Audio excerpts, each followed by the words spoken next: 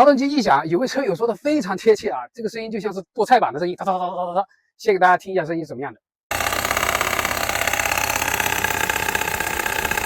那上一期视频呢，我们把这个故障原因啊锁定在站紧器或者是助力泵，我们选择了换这个站紧器，结果没想到换了站紧器上去之后，声音更严重了。本来只有1500转轻给油的时候会哒哒哒哒哒发出这个声音出来，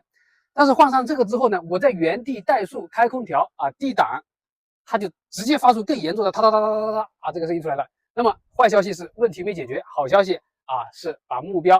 这个故障原因已经锁定在就是站紧器发出来的。给大家看一下啊。先说一下是哪里发出来这个声音。咱们看这个站紧器啊，上面这有一个指示箭头。我们的维保手册上面的判断，如果我们的这个皮带正常的话，站紧器安装上去，这个箭头会指在这中间这个位置啊。但是当我们这个站紧器装上去之后，它就在原位不动。原位不动会造成什么现象呢？就是我们这个地方啊，看这个我们称它为外盘和内主机主体这之间有这么一条缝隙。当它一开始震动的时候，这两个之间互相碰撞敲击，就发出那种剁菜板的哒哒哒哒哒哒的声音啊，这就是故障原因。那么故障原因啊有两种啊，主要有两种，一个是站紧器本身的问题，另外一个呢是皮带拉长了，新的皮带我也买回来了。那为什么说这种新的站紧器也有问题呢？因为我把旧的装回去之后，它就不响了啊，装新的一挂低档在原地，它也哒哒哒哒哒哒啊，就是发出这个声音出来。所以初步判断这个站紧器本身也是有问题的。那现在呢？站紧器咱先不管啊，我们换一根新的皮带上去看一下，它会不会响？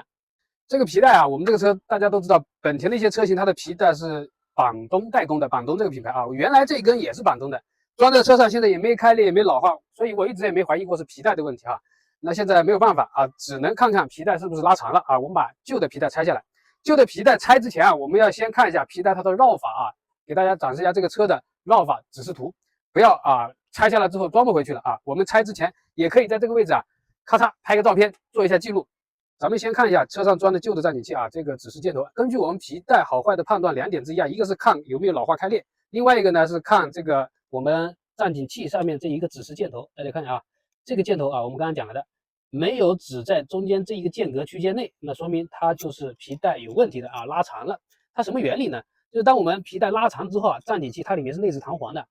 它这个站紧器这个外盘就会松弛松弛之后就会退出这个正常的区间范围。那么这个皮带如何拆卸呢？按照维保手册，咱们是需要有一个专门的套筒扳手的那么我们没有这个专用工具，就找一个14号的套，这个车14号的套筒一定要是这样凹进去的，它才能放进我们站紧器的这个螺丝内部，因为它螺丝是凹进去的。放进去之后，像这样放进去之后，咱们用这个找一个加力杆。给它插进去，然后呢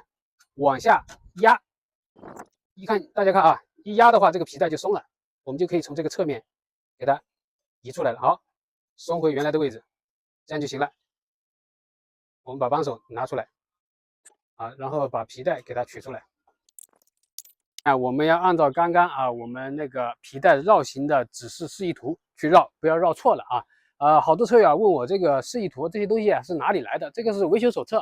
维修手册给大家介绍一个软件叫修车大师，大家可以下载一下。咱们打开这个软件之后，在左下角找到修车资料在里面输入自己车型的品牌，比如说我们这个本田点进去之后找到这个车型奥德赛，点开之后找到对应年份的资料就可以下载了。不过下载这个是要会员的会员29.9块1年1年买这一包修车资料，我觉得是划算的，并且如果你报阿 B 的名号阿 B 搞车可以9.9块1年就能搞定了记住用安卓手机下载，苹果手机不支持。皮带已经绕上去了我们照样把这个14号的套筒扳手不套叫呆扳手给它放进去之后，咱们压这个站紧轮，然后皮带大家看皮带我们直接从这里给它拨上去，压得越低，皮带就可以拨上去。好，这就好了。咱们把扳手拿出来，下面就是见证时刻的奇迹我们一起来看一下这个皮带装上去有没有改善，不用启动车子就知道咱们来看看这个站紧器上面的那个指示位置有没有变化。刚刚旧的皮带装在车上的时候我们站紧器的指示位置大家是看到过的它这个箭头在这位，在这一侧在这个位置。然后呢，现在新的皮带装上去之后，这个箭头已经移到我们所说的正常位置来了那么这种情况为什么我这么自信它就解决问题了呢？因为当我们的站紧器指示箭头不在正常范围内，你看在这个正常范围之外，这种情况下，站紧器这个外面可以转动的壳体和站紧器本体之间是可以互相碰撞的，随着它抖动，就这样碰撞刚刚我们换了新的皮带之后，这个指示箭头在正常位置的，它发生了位移，大概半公分左右，也就说明这个地方也空出来半公分左右的间隙，它们在我们车子启动之后啊，如果有震动就碰不到一块去了，这个声音就消失了。那我准备开车出去测试一下效果啊，还是要开一开才知道啊。平常我是1500转啊，它就会有哒哒哒哒剁菜板的声音出来。现在出发看一下，来1500转，轻给油啊，我们马上上坡了，没有声音，没有那个哒哒哒哒哒剁菜板的声音，维持在这个地方上坡啊，上坡。没有噪音，没有噪音，搞定，搞定，搞定。出去试了一下车啊，这个问题已经解决了啊。谁能想到呢？就是皮带拉长了那么1到2毫米啊。这个事情呢，我有得到一个经验教训哈。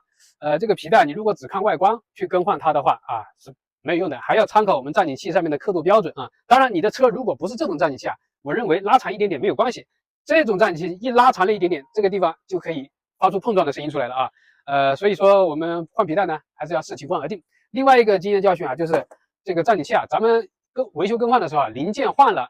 解决不了问题，不一定就是判断方向错了，可能你换的零件就不对啊，能用原厂件还是用原厂件。我这个200多呢站紧器啊，伊纳品牌的，史弗勒旗下伊纳品牌的，据说这个车的原厂站紧器就是伊纳代工的，所以我选择了这个品牌。本来以为要靠谱一些，结果装上去没想到比原来也更严重了哈。另外要提一点啊，我们刚刚看了装上新的皮带之后啊，我们站紧器上的刻度啊是位移了大概半公分，移到这个中间位置。实际上啊，我们车子开了一会儿之后，皮带适应了之后，这个刻度又往回缩了啊，又往回缩了大概3毫米，那依然解决了这个问题哈。这期视频就分享到这里，感谢大家耐心观看啊，啰里吧嗦了一大堆啊。八必点关注点赞，下期我们接着看，谢谢大家。